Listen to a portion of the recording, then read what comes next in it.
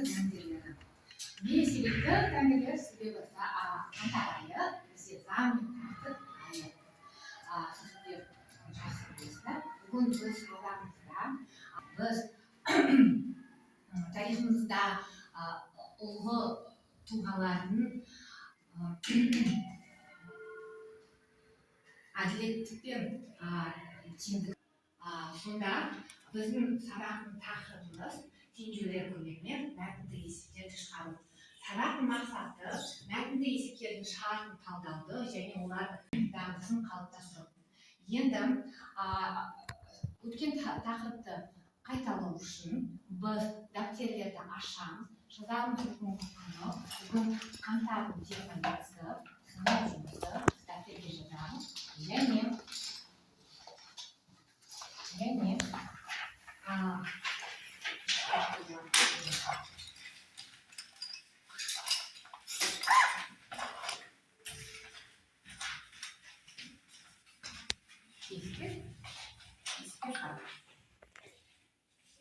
дәптердің ішінде бүгінгі күні және тапсырма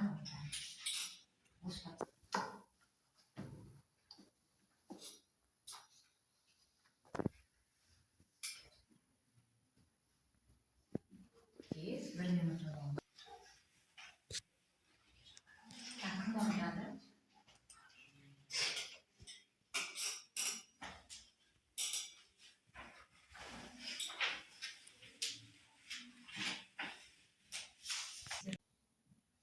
İşte bir жаққа жинаймыз. Оң жаққа жинаймыз.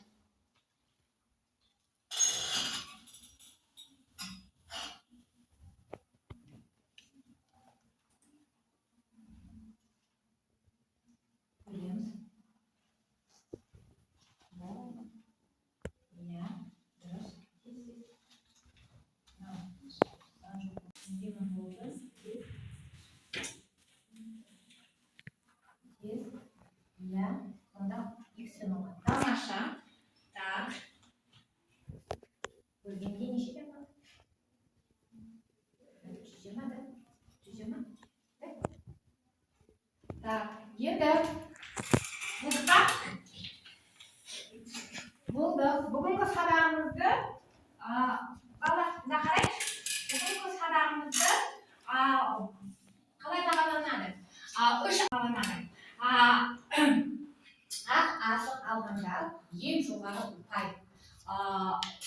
Тамаша орындаған қателіктер жоқ деген сөз.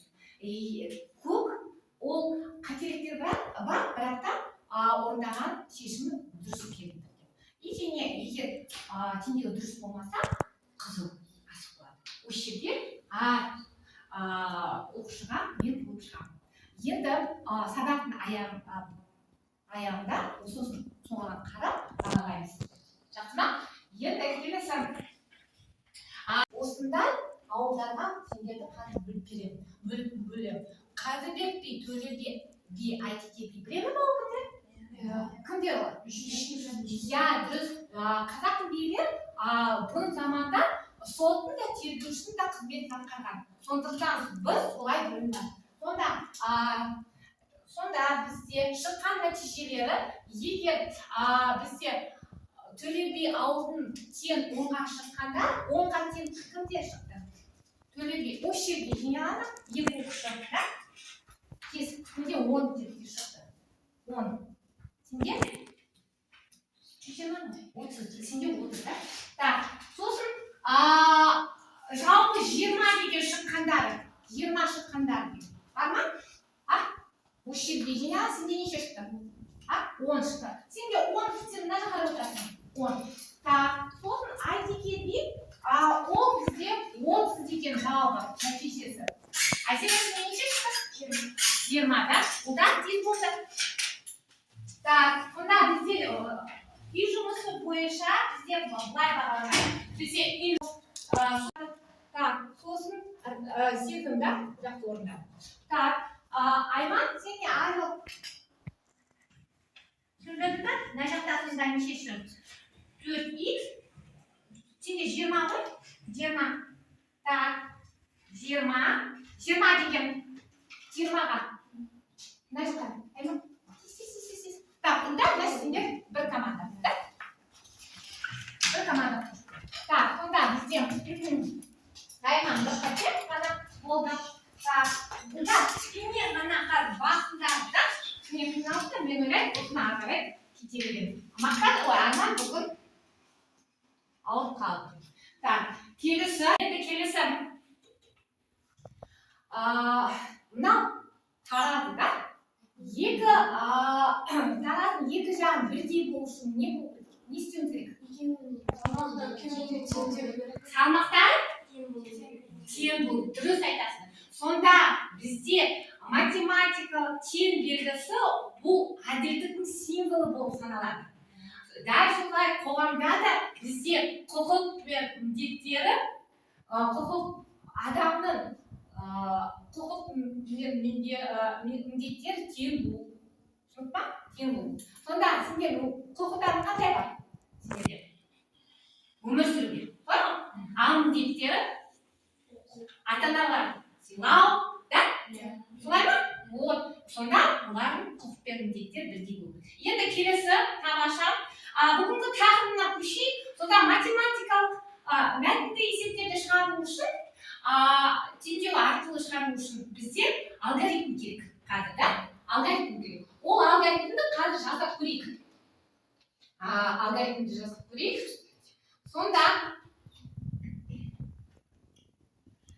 так енді балалар осы жерде қадам бойынша қалай ойлайсыңдар кім ярослав тақа неден бастаймыз есептің сұрақтар болу давай оның есептің берілген иә апат апат басында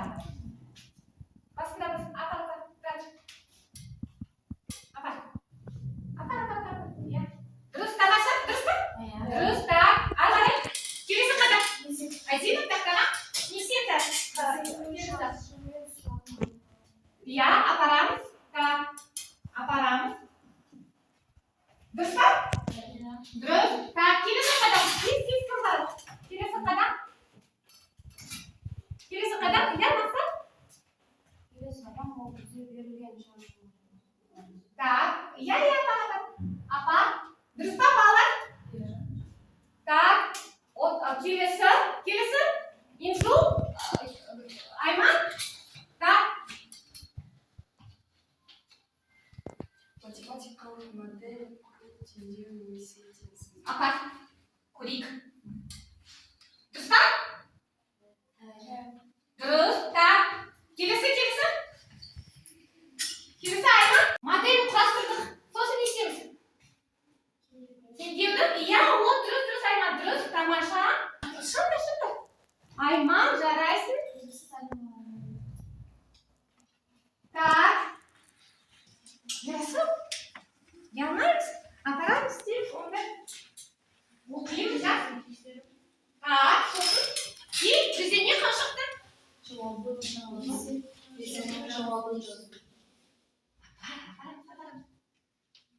так сонымен қандай алгоритм бізде шықты есептің берілген оқу да екінші қадам есептің шығаратын сұрағын анықтау дұрыс па үшінші берілген шамалар мен үзілімді шамалардың арасында байланыс орнату келісеміз ба келесі математикалық модель құру теңдеу немесе теңсіздік тамашада сосын теңдеу немесе теңсіздікті шешу келісеміз ба белгісіз айнымалысын енгізді сосын нәтижесін тексердік есептің жауабын жаздық болды ма дұрыс па қате қай жерде қате көрейік белгісіз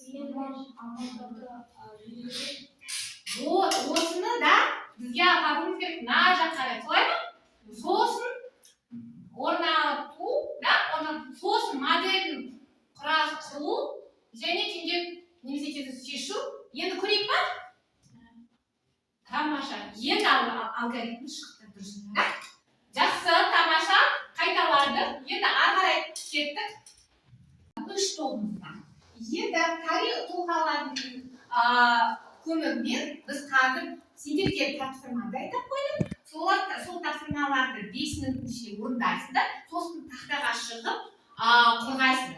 Қалғандар топтар сендерді бағалайды. Түсінді ма? Так, бірінші топ бізде Төле би ауылы. Сендерге тыңдап алайық. Әл-Фараби. Жас толқын. Мен Әбу-Насыр Әл-Фарабимін. Мен өз заманында математиканы ғылымдардың падишасы деп білдім. Есіңде болсын, тең қоғамда береке болмайды. Бүгін сендер тек санын іздемейсіңдер, сендер шындықты іздейсіңдер. Сәттілік тілеймін. Бірінші топ, вот сендерге, міне дискриптор бар, бәрі келісіп орындайсыз. Екінші топқа бірі бізде кім біледі?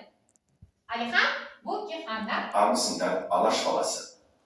Мен Әлихан Бөкейхановпын. Біздің басты мақсатымыз жерімізді қорғау және оны әділ бөлу болды. Жер байлық қана емес, ол үлкен жауапкершілік. Математикалық дәті болмаған жерде жер дауы бітпейді.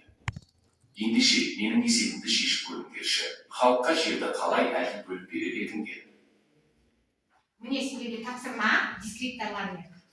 Есептеп қарасыз, дәптер ішінде немесе ол ішінде есептеп қарайсыз. Үшінші топқа Ахмет Байтұрсынның тапсырмасын. Қымбатты шәкірттерім, мен Ахмет Байтұрсынұлының білім қару, ал оқулық сол қарудың қайнар көзі. Менің баспаханамда әр минут пен әр беттің өз есебі бар. Уақытты тиімді пайдалану істің берекесі. Қанекей, жас инженерлер менің жаңа оқулықтарымды басып шығаруға кететін уақытты теңдеу құру арқылы есептеп көріңдерші. 5 минут беріледі, сосын тақтаға шығып, есептеп көрсетеді. Дәптер ішінде, сосын тақтаға шығып,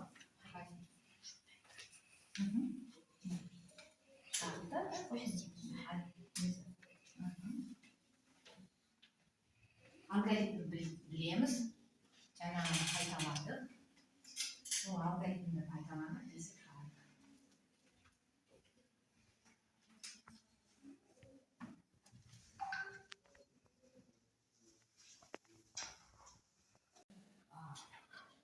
Талдауға болады, сұрауға болады, топпен жұмыс.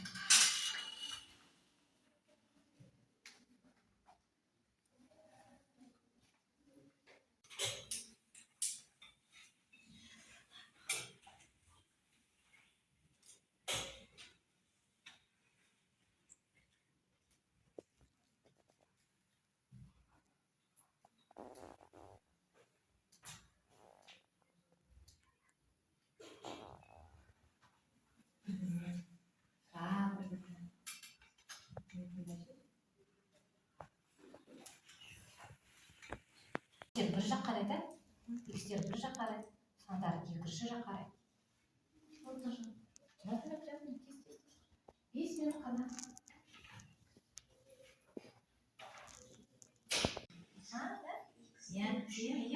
Мынадан бастап, сосын мынаны көшіресіз ғой? Көшіргенде? Бір-бірінен алыстырыңдар. Жеке жұмыс емес. Сонда мына жерге қосамыз, да? Қосқанда нешеден бар? Дұрыс. Не істейміз?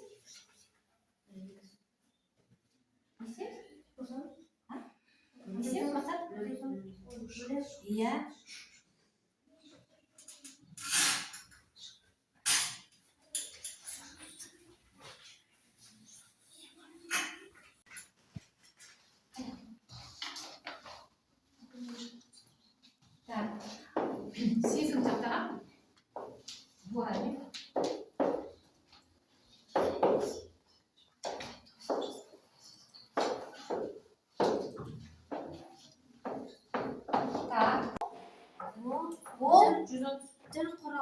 Тіл құралы, дұрыс. Енді оны есептеп шығарғанда не істедік? Мақсат бірінші кесен не істедік? Сол жаққа қарай икстерді жинадық. 10 теңге.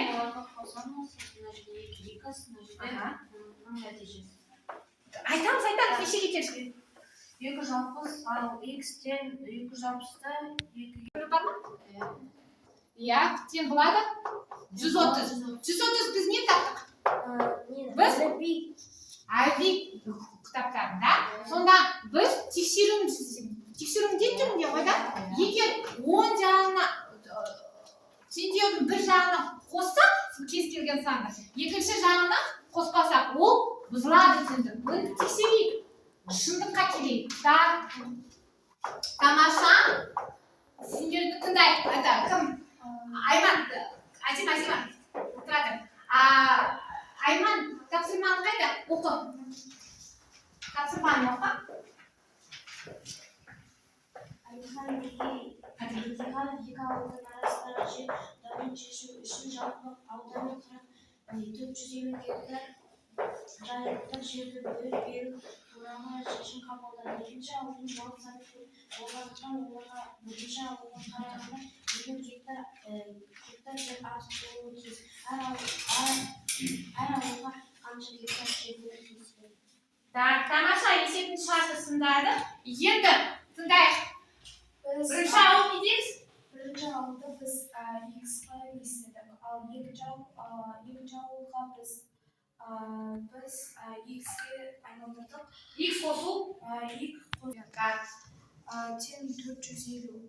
Біз X қосамыз X-ардың орындарына 1 болады. Тең 450 азайтамыз 50. Тең 2X тең 400.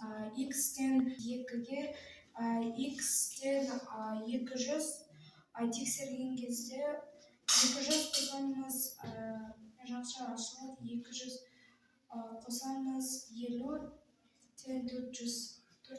Екі жағын біз әділдікке келдік па? Екі жағын бірдей болып кетті. Тамаша, дұрыс. Үшінші отыра қой. Төле би есебін тыңдайық.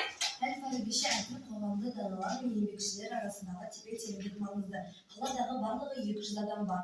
Егер еңбекшілер саны даналардан 4 есе көп болса, әр топта қанша адамнан? X неге белгілеп қойдық? X ол бізде не болады? Даналар, да? Даналар X болады? Сезім айтайын. Мен бір X-ті қостым 4X-қа болады 5X. Сен болады 200. X-тен 200-ді бөлдім 5-ке, онда 40. Көбейтеміз ба? Бөлеміз. Бөлгенде 40-ті бөлеміз. 4-ке де бар? 10 болады. 10 болады.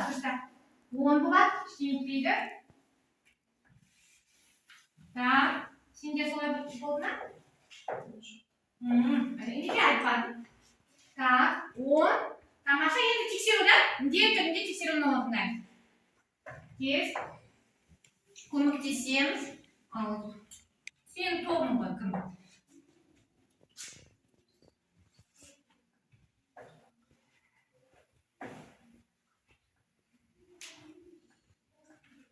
Айтамыз. 10 қосу 40 деп 200 дейді. Дұрыс па? 200 болады ма? Жоқ, бізде қате. Қайтадан бөлеміз. Оны қайтадан бөлуге керек жоқ. Енді сен тақтың ғой X-тен 40-ға. Енді тексеру жасаймыз.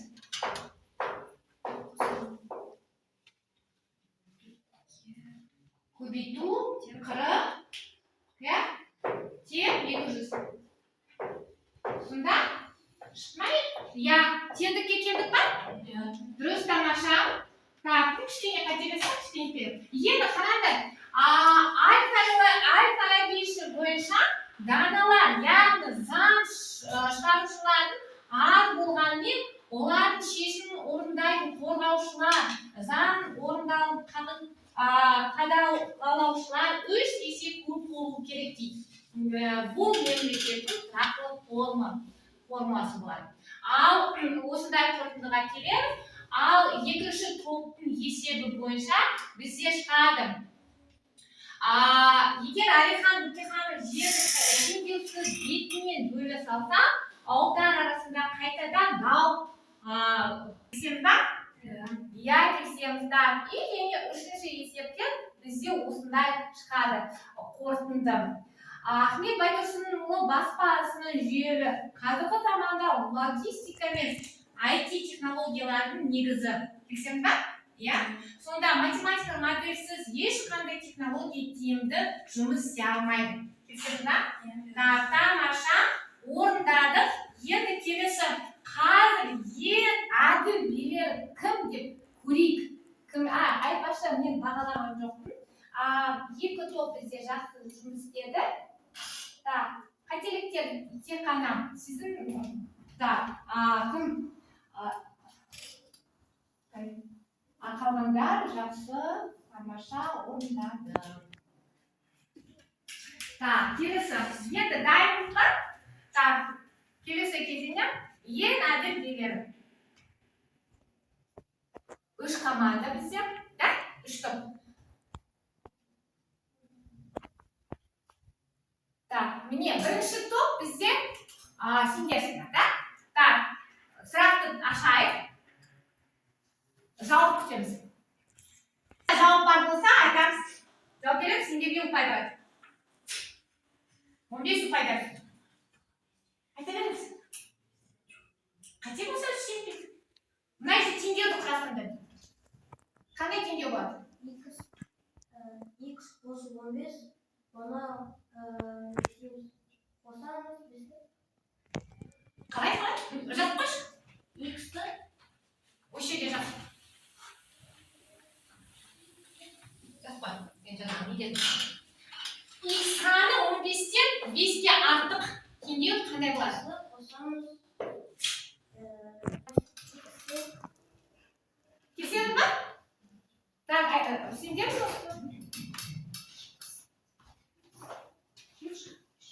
X саны 15-тен сен 5-ке артық.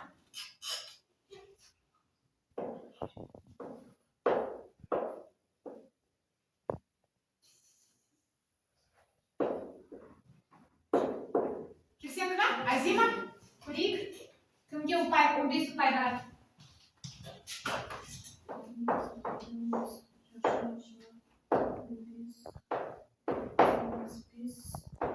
Азима, кімге ғой?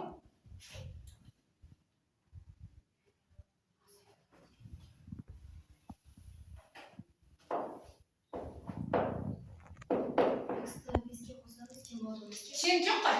Азима, тағы сен жоқ қой. Қалай? X-ті қосамыз 5-ке, тең болады 15. Так, жазып қойшы. Көрейік. Азима, рахмет.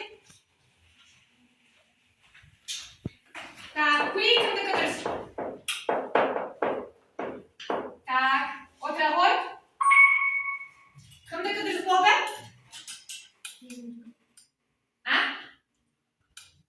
Кімдікі ана? Бірінші кім жазды? Ерасыл жазды? Так, сонда сендер үшінші командасындар ғой, да? Сендерге барады. Так, сонда үшінші командасы Ерасылға. Ерасылға бір ұпай. Сен 2 есе көп. Теңдеу қандай болады? Бәрі шешеді, жаңағы сияқты. Тақтаға шығып жазады. Сосын билер алқасындағы 24 адам 2 топқа бөлінді. Бірі екіншісінен 2 есе көп дейді. 24-ті бөлеміз 2-ке. Жазамыз. Тақтаға шығып жазамыз. Тақтаға шығып жазамыз. Әне болмады.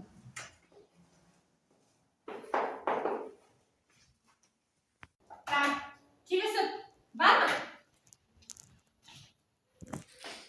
Болды ма? Келесіңдер ме? X-ті бөлеміз 2X-қа, тең болады 24. Так, жазамыз. Так, басқа Азима, Айман. Мақсат, бар ма? Теңдеу? Тағы. Еңжу келсеңіз ба?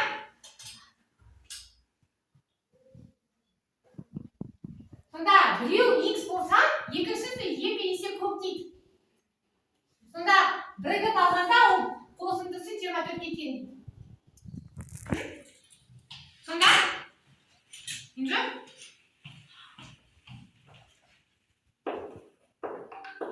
Так.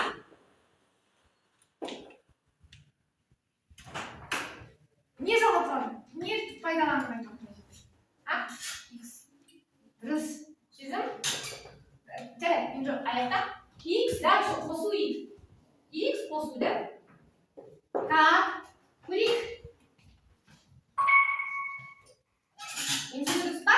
Бірінші топ, да? Бірінші топ бізде 15 ұпай. Сонда Инжуға. Так, келесі.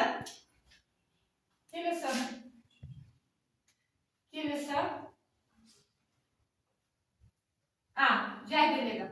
Это кімге солай шықты? Екінші топ бізде кімнің кезегі? Сендердің да кезегі? Так. Екінші топта тағы 15. Это сендерге как бонус ретінде. Так. Инжу. Так. Келесі. Кімнің кезегі? Қай топтың кезегі? Ахмет Байтұрсынның әліпбидің 130 бет болса, жалпы 320 беті басуға 32 минутта кетті. 1 минутта неше бет басылды? Знаете, нақты сұрақ теңдеу емес, жауап керек.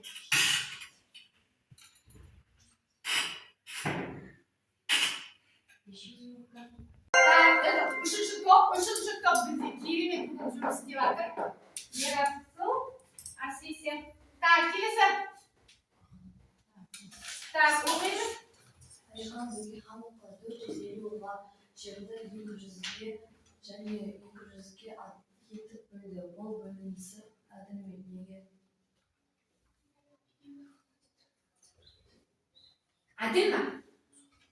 Я жоқ. Неге? Болды. Алихан, Бөкейханов 450 гектар жерді 200 гектар және 250 гектарға етіп бөлді. Бұл бөлініс әділ ме? Неге? Жоқ.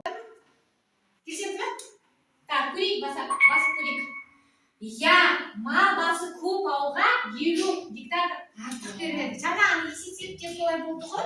Қалада 30 дана мен 90 қорғаушы болса, олар арақатынасы еселігі қандай дейді? Еселігі қандай болады? 30 дана және 90 қорғаушы. Екінші топқа берейік. Екінші топқа. Бонус берейік. Так. И соңғысы бізде тапсырма. Теңгенің бір жағына сан қосып, екінші жағына қоспасақ не болады? Тең болмайды, да? Теңдік бұзылады деген сөз. Так, кім бірінші айтты? Ярасыл ма? Келісеміз бе? Так, сезім, Ярасыл. Так, и ол қандай топ? Екі, так, сезім, Ярасыл. Так, тамаша. Бір-біріне бізге тамаша өтті. Так, енді келесі.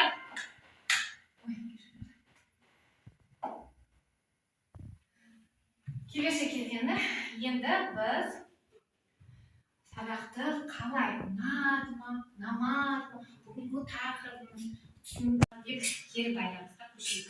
Сонда лайк басақ, сізге бәрі түсінікті болса. Сұрақтарым бар, бірдеме түсінген жоқ, ортасын басасыз. Және іштеме түсінген жоқ, сабақ ұнамады, дизлайк басақ. Бір-бірден шығар, басайық.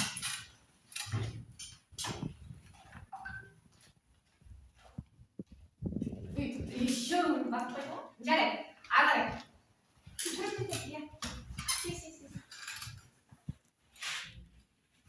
Так. Это мына жерде басып кетті ғой, да? Bir minut. Бәрінен сабақ бар ма? Неден надо? Азима, сабақ неден надо? Так. Айман, саған не надо?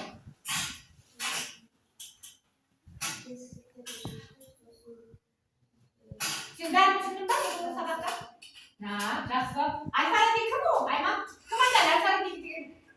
Ол кім? Математика, философ, математик, да? Нағыз ұғымдық сабақ. Сонымен тамаша. Бәрімізге сабақ ұнады. Асып да жауаптар сен тұрасың. Так. Кім тағы да асығының жауаптарын айта қойыңдар. Айтпақшы бізде қорытындыға қандай?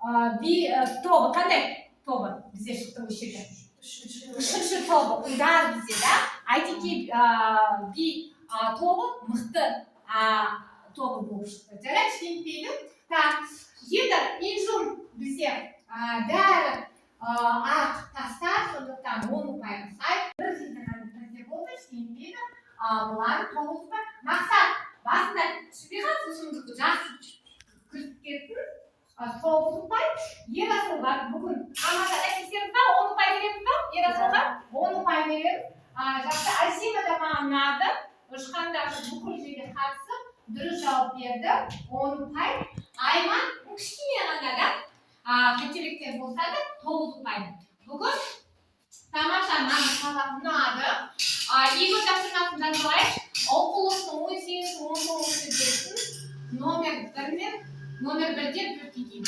сонымен сабақ аяқталды сау болыңыздар